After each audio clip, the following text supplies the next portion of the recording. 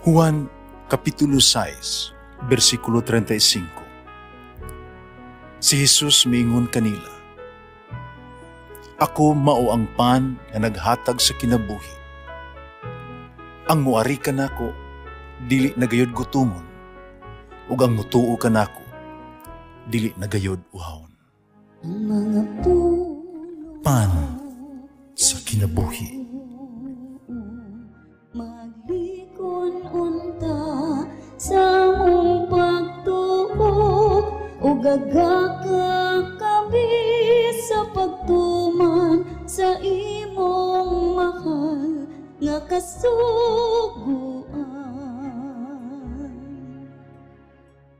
Ang Ginoo man kaninyo Santos nga Ebanghelyo sumala ni San Lucas. Si Herodes nga mao'y nagmando sa Galilea, nakadungog mahitungod sa tanang hitabo. Kung nalibog siya pag-ayo, kay may mga tao man nga nag-ingon nga nabanhaw si Juan kan magubunyag. Nag-ingon usab ang uban nga ibalik sa Elias. Sa tang uban, miingon pagayod nga nabuhi ang usa ka propeta kani adto. Mingon si Herodes, ipapanggutan ko na si Juan. Busa kinsa man di ay kining tawhana nga daghamang mga butang nga akong nadungog mahitungod kaniya. Umidugang ang iyang tinguha sa pagkikita kang Jesus. Ay Ebanghelyo sa Ginoo. Pasalamati ang Ginoo kay siya maayo. Ang iyang gugma mulungtad hangtod sa kahangturan. Pasalamati ang Diyos sa tanang mga Diyos. Ang iyang gugma malungtaron.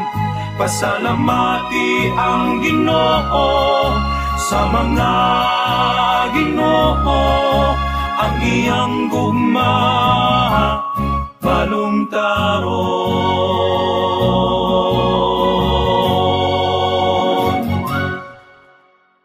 Si Herodes nakadungog og daghang mga maayong butang mahitungod kang Jesus. O gusto niyang makita sa Jesus.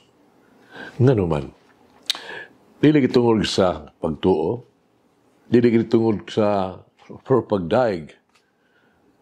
Gusto niya makita si Jesus tungod lang sa kakuryoso. Si Herodes miingon, si Juan ako nang ipapanggutan sa ulo. Niya na si Herodes naguna-huna nga si Juan nibalik aron pagsamok panimalos kaniya aron sa tabugat nga krimen nga inahimo. Busa gusto niyang makita si Jesus. Mahibaluan kung kinsa gayod si Jesus. Udayon haron mawala ang iyang kahadlo o kahingawag kabalaka. Ebanghelyo karon ng adlaw naghagit kanato nga makaila o makita kang Jesus. Sa atong mahibaluan bahin kang Jesus. Ang pagkaila kang Jesus nanginahanglan og personal nga kasinatian.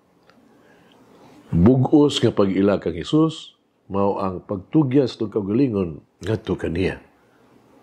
Pagsalikway sa tuang mga personal nga ambisyon. Gusto ba kayo datong makita sa Jesus? Ang pagkita kang Jesus mao ang pagbasol sa tuang mga sala. Ang pagpakita kang Jesus mao ang pagbag-o o pagpihaangay sa tuang kinabuhi, sa iyang kinabuhi. Ang pagkakita kang Jesus mao ang pagpaminaw sa iyang mga pulong o pagbuhat sa iyang gipabuhat kanato iyang kabubuton. Ang tinong makakita kang Jesus mga paghatag ug pagmahal, paghatag ug kapasayloan ni adtong kanunay kanangayo sa tuang gugma ug pasaylo. Ang pagtan-aw kang Jesus mao ang pagtabang, pag-ayo, pag-alagad, pagluwas ni adtong nawala, katong gipasagdan ug katong gidaog-daog.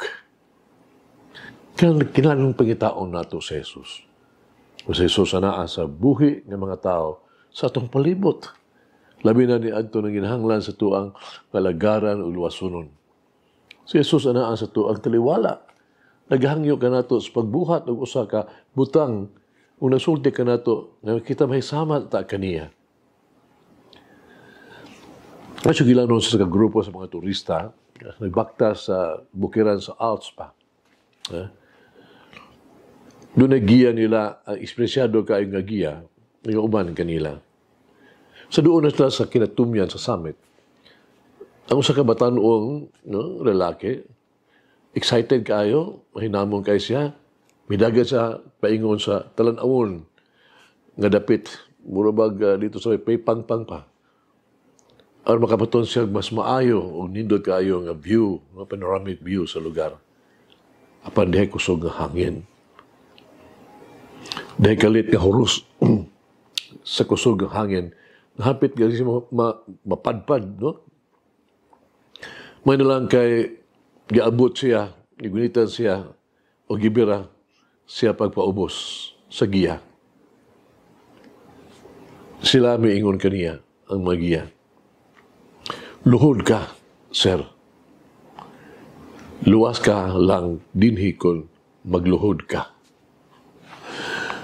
Hagit kinabuhi. Unsa kalawom ang akong pagkaila kang Hesus.